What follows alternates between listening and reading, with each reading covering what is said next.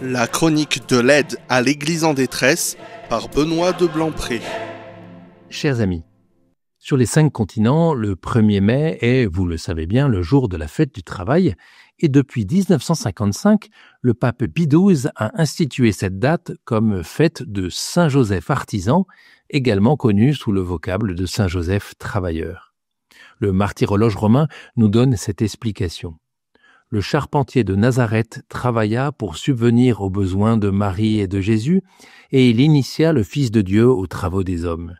C'est pour cela que Saint Joseph est le modèle et le protecteur des travailleurs chrétiens.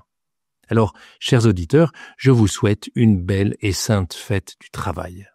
Et je voudrais profiter de ce jour pour vous partager un constat que j'ai fait très souvent dans les pays où l'AED intervient. Le travail est l'une des conditions essentielles pour permettre à une famille chrétienne de rester là où elle est implantée. Et quand le travail vient malheureusement à manquer, cela fragilise considérablement les foyers qui sont obligés, si la situation perdure, de s'en aller pour trouver un autre lieu où les parents pourront travailler et répondre ainsi aux besoins vitaux de leur famille.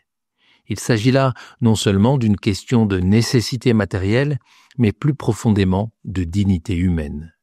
Voici un exemple. En Syrie, la situation économique est désastreuse en raison des années de guerre et des sanctions internationales. Le chômage accable les Syriens et rend leurs conditions de vie extrêmement difficiles.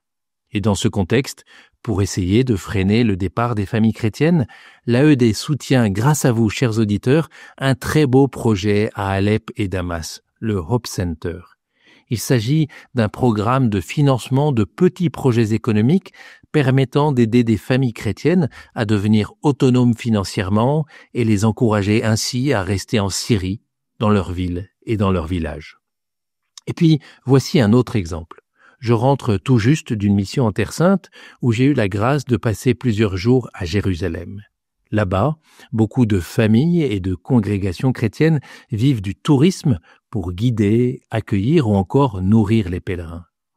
Mais depuis le mois d'octobre 2023, l'activité touristique a diminué de manière drastique et la totalité des familles et des communautés catholiques locales nous ont fait part de leur situation économique désastreuse.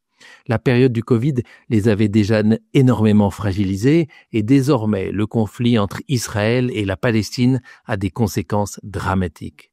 Alors en leur nom, je relais l'appel poignant que toutes nous ont demandé de vous transmettre, venez en Terre Sainte.